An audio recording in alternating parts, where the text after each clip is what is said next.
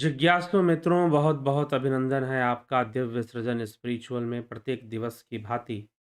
आज भी हम यहाँ पर लाइव चर्चा का कार्यक्रम लेकर उपस्थित हुए हैं और आज का जो विषय है, ध्यान योग का विषय, आत्मा अनात्मा का विवेक और माया का बंधन कैसे कटेगा। तो चलिए, मुख्य विषय माया का बंधन कैसे कटेगा, इसी का आधार लेकर सारी चर्चा है।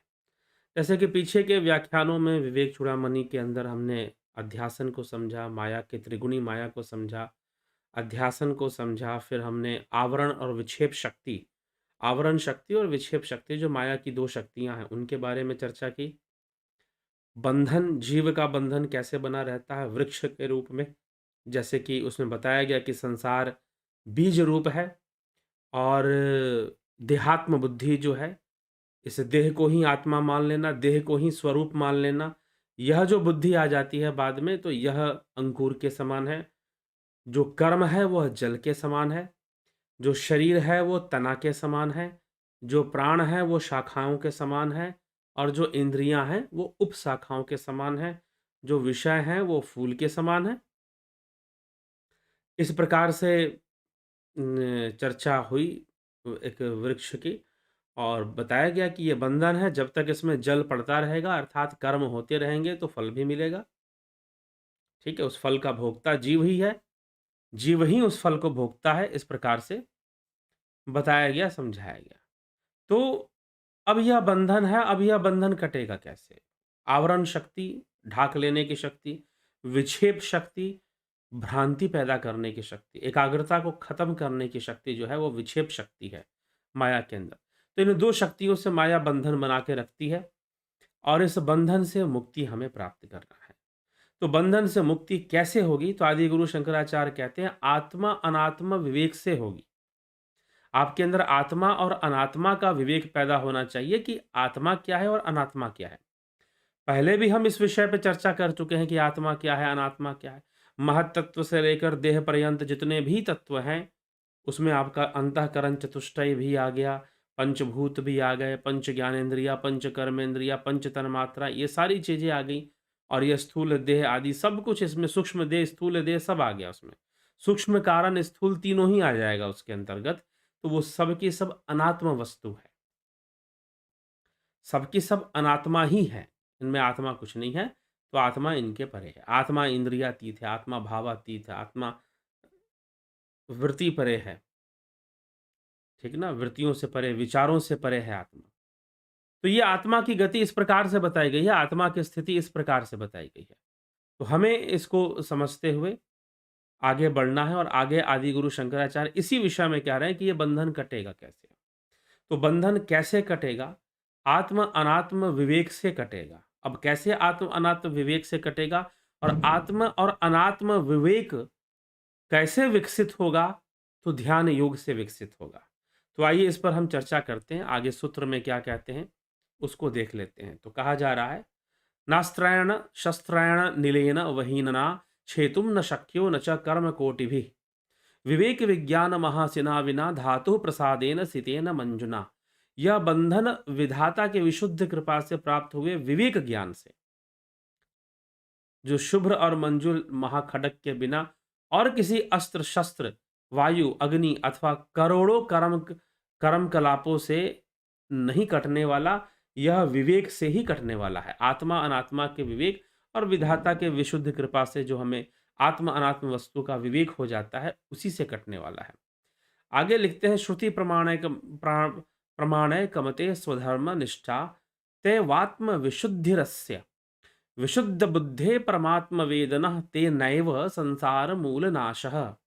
जिसका श्रुति प्रामाण्य में दृढ़ निश्चय होता है, उसी की स्वधर्म में निष्ठा होती है और उसी से उसकी चित्त शुद्धि हो जाती है। जिसका चित्त शुद्ध होता है, उसी को परमात्म ज्ञान होता है, आत्मा का ज्ञान होता है। इस ज्ञान से ही संसार रूपी वृक्ष का समूल नाश होता है।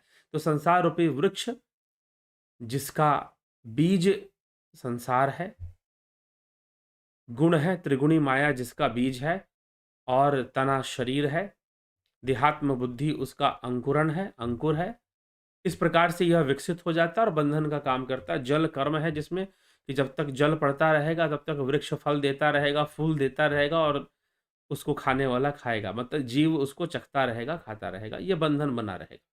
तो जब तक वृत्तियाँ ना रुकें, विचार ना रुके, तब तक कर्म कहाँ से रुकेगा? कर्म नहीं रुकेगा तो संसार वृक्ष को पानी मिलता ही रहेगा, जल मिलता ही रहेगा, वो आगे बढ़ता ही रहेगा और बंधन बना रहेगा। इसीलिए श्रुति प्रामाण्य में दृढ़ निश्चय होना, अर्थात श्रुति प्रामाण्य में, श्रुति के प्रमाण में, वेद प्रमाण में दृढ़ निश्चय होना चाहिए। उसी के स्वधर्म में निष्ठा होनी चाहिए और स्वधर्म में निष्ठा होकर उसकी चित्त शुद्धि होनी चाहिए। तो चित्त शुद्धि ध्यान योग करते हुए उसकी चित्त शुद्धि हो जाएगी, क्योंकि विक्षेप शक्ति से चित्त की ही मलिनता आती है। माया की विक्षेप शक्ति से चित्त की ही मलिनता आती है, भ्रम पैदा होता है और भ्रमित जीवन व्यतीत होता है। तो चित्त शुद्धि हो जानी चाहिए और जिसका चित्त शुद्ध होता है उसी को आत्मज्ञान संभव है और इस ज्ञान से ही संसार रूपी वृक्ष का समूल नाश संभव है। इस आत्मज्ञान से ही संसार रूपी वृक्ष का समूल नाश संभव है। कोशैरन्नयाद है पंचभिरात्मा न संवृतो भाति निज शक्ति समुत्पन्नई शैवाल पटलय रिवाम्बु वापिस्थम। अन्नमय आदि पांच कोश, अन्नमय, प्राणमय, मनोमय, विज्ञानमय, आनंदमय, ये जो पंचमय कोश हैं, अन्नमय आदि पांच कोशों से आवृत्त हुआ आत्मा, अर्थात इन पंच कोशों से आत्मा ढका हुआ है। इन पंच कोशों से ढका हुआ है, अपनी ही शक्ति से उत्पन्न हुए शिवाल पटल से ढके हुए वापी के जल की भांति नहीं भासता। ठीक ना? अपने ही शिवाल पटल से ढके हुए वापी के जल की भांति यह नहीं भासता। जैसे कि वापी मतलब जो है आपको वापी का अर्थ होता है पोखर, तालाब। ठीक है? तो तालाब का जो जल है वह क्या होता है? आप देखिए तो वो शैवाल से भर जाता है और ऊपर से उसकी एक लेयर बन जाती है, पानी दिखाई देना बंद हो जाता है। तो वैसे ही आत्मा नजर नहीं आता, क्योंकि वह माया के पंचकोशों से आवृत हो रखा है, आवरण युक्त हो रखा है। ठीक है? इसलिए वो अंदर का जल जैसे तालाब का नहीं दिखाई देता, वैसे ही आत्मा नजर नहीं आता। तो जिस प्रकार उस शैवाल के पूर्णतया दूर हो जाने पर मनुष्य के तृषारूपी ताप को दूर करने वाला तथा उन्हें तत्काल ही परम सुख प्रदान करने वाला जल स्पष्ट प्रतीत होने लगता है, उसी प्रकार पांच कोशों का अपवाद करने पर शुद्ध नित्यानंदय कर स्वरूप अंतर्यामी स्वयं प्रकाश आत्मा भासने लग जाता है। फिर उसकी भासना शुरू हो जाती है जब इन पंचकोशों का निवारण होता है, इन पंचकोशों का अनावरण होता है, अनावृत्ति होती है। आवृत्ति है तो अनावृत्ति भी है, आवरण है तो अनावरण भी है उसका। ठीक है? जब वो हट जाता है तो निश्चय है। लेकिन अब ये हटेगा कैसे? मुख्य विषय ये है। तो कहा जा रहा है आत्म अनात्म विवेक कर्तव्यो बंध मुक्तये विदुषा तेनैवानंदी भवती स्वं विज्ञाय सचिदानंदम। बंधन की निवृत्ति के लिए विद्वान को आत्मा अनात्मा का विवेक करना चाहिए। और यह विवेक कब विकसित होगा? जब सही से ध्यान योग में प्रवृत्त होगा, क्योंकि पहले ही उपनिषदों में ऋषियों ने लिख दिया कि ध्यान योग के द्वारा उन्होंने मूल कारण ब्रह्म को जान लिया है। तो ध्यान योग, क्योंकि जो विक्षेप शक्ति है, अब यहां ध्यान योग का महत्व क्यों बढ़ जाता है? क्योंकि जो विक्षेप शक्ति है वो भ्रांति पैदा करती है, भ्रम पैदा करती है, एकाग्रता को नष्ट कर देती है। विक्षेप का मतलब है बिखराव, विक्षेप का मतलब है भ्रांतियां। ठीक है ना? भ्रम, फोकस का नहीं होना, फोकस खत्म हो जाएगा मतलब एकाग्रता खत्म हो जाएगी। तो जब ध्यान योग होगा तो इसका समाधान निकलेगा, विक्षेप शक्ति का समाधान निकलेगा और जीव जो है भ्रम मुक्त होगा। फिर जीव जो है भ्रम मुक्त होना शुरू कर देगा। तो इसीलिए यहां पर लिखा गया बंधन की निवृत्ति के लिए आत्मा अनात्मा का विवेक करना चाहिए, उसी से अपने आप को सच्चिदानंद रूप जानकर वह आनंद प्राप्त होता है। ठीक? मुंजादिशी कामेव दृश्य वर्गात प्रत्यंचम आत्मान नमसंगम क्रियम विविच्य तत्र प्रविलाप्य सर्वम तदात्मना तिष्ठति यह स मुक्तः। अर्थात जो पुरुष अपने असंग और अक्रिय प्रत्यगात्मा को मूंज में से सीक के समान दृश्य वर्ग से पृथक करके तथा सबका उसी में लय करके आत्मभाव में स्थित होता है, वही मुक्त है। तो जो प्रसंग अपने असंग और अक्रिय प्रत्यगात्मक मूंज में से, अर्थात कि यहाँ पर एक उपमा ली जा रही है मूंज की, उसमें से सीख का जो अलग कर सकता है सीख को, तो असंग कर सकता है। अर्थात असंग कैसे होगा?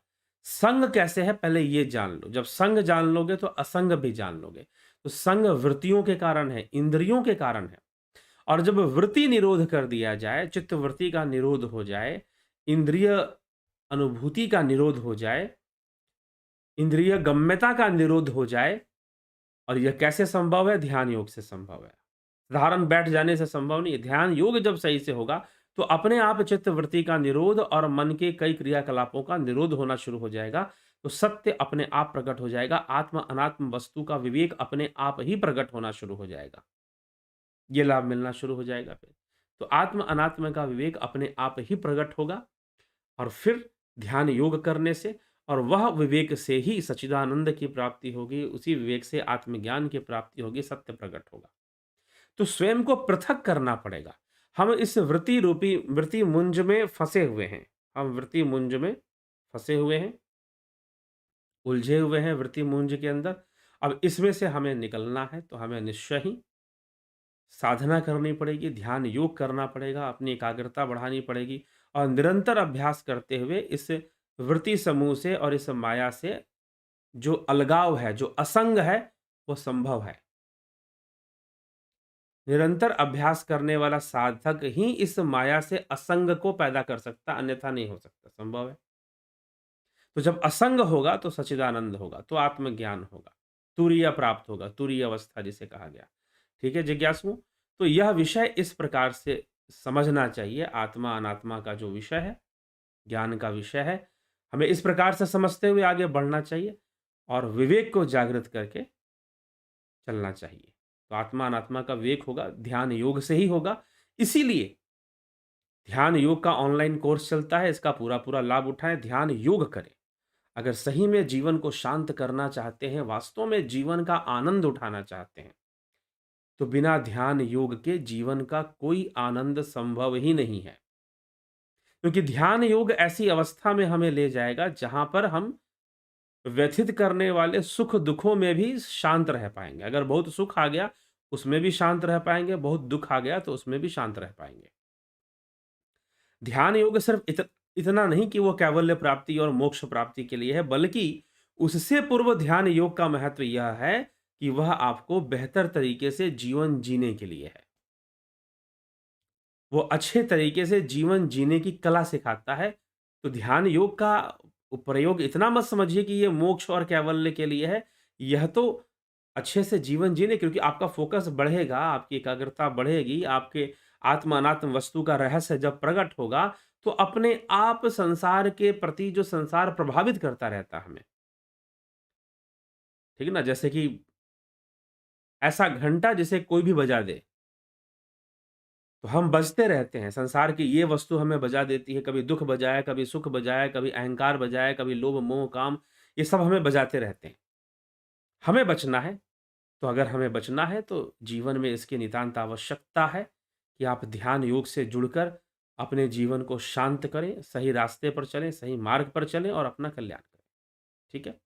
तो इसीलिए ध्यान योग का महत्व सांसारिक विषयों के लिए भी, और निश्चय ही अध्यात्म के लिए तो इसके बिना काम चलना ही नहीं है।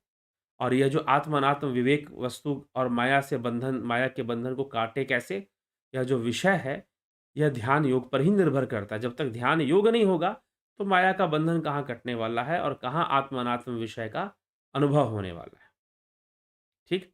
तो यह सब सूक्ष्म बातें हमें समझनी चाहिए और समझकर चलनी चाहिए। योग का कोर्स शुरू हो रहा है। आप जल्द से जल्द इसको ज्वाइन कर लीजिए, और ज्वाइन करने की जो भी डिटेल्स हैं, आप डिस्क्रिप्शन में जाइए, नंबर दिया हुआ है। नहीं तो मैं आपको नंबर बोल देता हूँ। इस नंबर पर व्हाट्सएप मैसेज कर लीजिए और डिटेल्स ले लीजिए कि ज्वाइन कैसे करना है और फिर कोर्स कैसे आगे बढ़ेगी, सबकी जानकारी आपको मिल जाएगी। ठीक है? तो नंबर है 9661802459। ठीक? 9661802459। इस नंबर पर व्हाट्सएप मैसेज करेंगे आप या टेलीग्राम मैसेज करेंगे। तो आप व्हाट्सएप मैसेज कर इस पर आप सारी जानकारी प्राप्त कीजिए कि ध्यान योग का कोर्स कैसे होगा, किस प्रकार से होगा, कैसे आगे बढ़ेगा, कैसे हम इससे लाभ उठा सकते हैं। और फिर आप जॉइन कर कोर्स अटेंड कीजिए और लाभ उठाइए। बहुत सारे लोग ने कोर्स अटेंड किया है, लाभ उठा उठा रहे हैं और वो मैसेज भी कई बार कमेंट में भी आप देखते हैं, कई लोग ध्यान योग के महिमा के बारे में बताते रहते हैं। तो आप भी इससे वंचित ना रहें और इसका पूरा-पूरा लाभ उठाएँ और ध्यान योग कोर्स करके अपना जीवन का कल्याण करें। ठीक? तो चलिए, इसी के साथ अभी जो है विराम देते हैं सभा को। तो ये एक अपलोडेड प्रीमियर वीडियो है, ना कि लाइव चर्चा है। लाइव चर्चा होती तो आप एक कमेंट भी पढ़ लेते। चलिए कोई बात नहीं, तो अभी जो है इसको विराम देते हैं। कल फिर 9 बजे लाइव चर्चा में मिलेंगे और चर्चा को आगे बढ़ाएँगे। तो आगे आदिगुरु शंकराचार्य जी इसी आवरण की चर्चा, आवृत्त की चर्चा कि पंचकोशों के द्वारा आत्मा आवृत्त की गई है। तो ये पंचकोश क्या है? पंचकोशों की चर्चा वो करेंगे, बताएँगे। चलिए उस पर भी हम एक-एक लेक्चर सुनेंगे और एक-एक व्याख्यान आएगा। लाइव चर्चा में एक-एक बार हर कोश, पाँचों कोश की चर्चा की जाएगी। अन्नमय कोश, प्राणमय कोश, मनोमय कोश, विज्ञानमय कोश और आनंदमय कोश, एक-एक कोश की चर्चा की जाएगी। तो चलिए विदा लेते हैं। बहुत-बहुत आभार आप सभी का। जुड़े रहें, बने रहें। इस आध्यात्मिक अभियान को आगे बढ़ाते रहें।